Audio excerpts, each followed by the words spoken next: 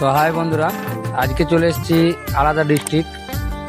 আর আমার তো এমনিতেই পার্সেল থাকে বাঁকুড়া জেলায়, থাকে না, কারণ আমার থাকে বাঁশবাড়ি দিকে।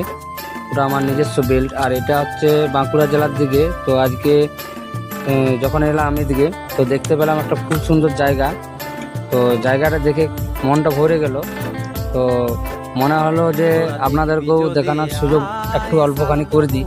তো তার জন্য এখানে দাঁড়িয়ে একটা ভিডিও করে নিলাম। তো ভিডিওটা করলাম কি কারণের জন্যে, কারণটা হচ্ছে মানে এত সুন্দর জায়গা মানে বলার নেই।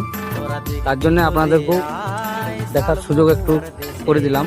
তো কমেন্টে জানাবে কে কি মানে কীরকম জায়গা, একটু বলবে সবাই। তো জায়গাটা ভালো লাগলো কি না, কেমন জায়গা, একটু কমেন্টে সবাই বলে দেবে প্লিজ। ঠিক আছে, ওকে।